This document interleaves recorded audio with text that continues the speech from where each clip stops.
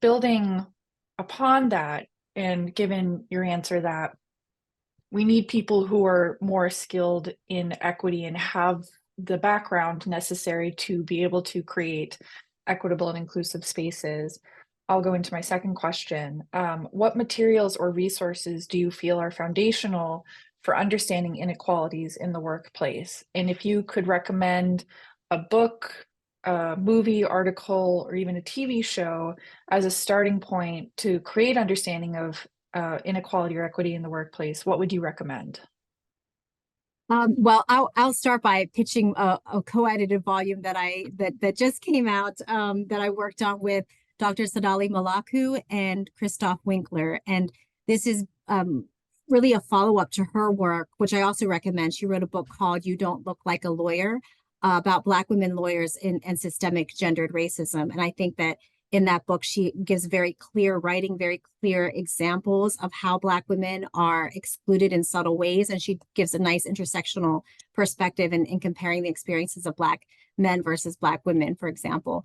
But as a follow-up to that, she was working on and invited me on as a co-editor for our handbook on workplace diversity and stratification. And the reason that I was happy to be part of this project is because it was really filling an important gap in some of the volumes I've seen in this field. I've seen a lot of volumes written by white authors, and I think there are some really popular ones that are very useful. But there weren't a lot that were authored by women of color.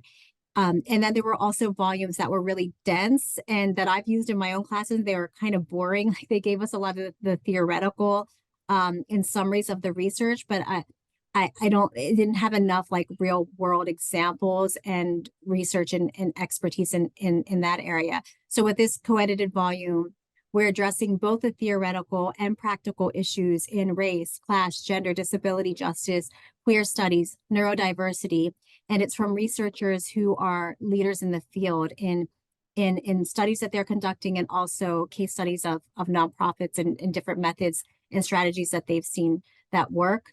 I also really like, with regard to understanding and being grounded in the theoretical ideas on race and racism, I like Noel Cazeneuve's Conceptualizing Racism.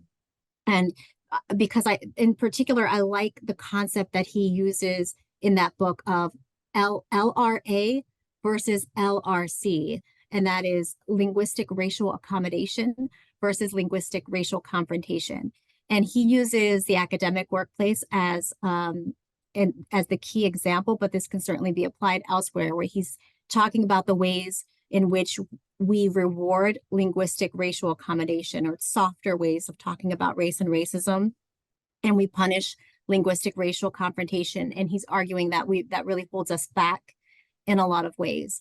So I like that book for how it is grounding us in the research and really putting in the work and thinking about how to conceptualize racism and then using that to apply it to our own lives. So those are some pieces that I use consistently in my work.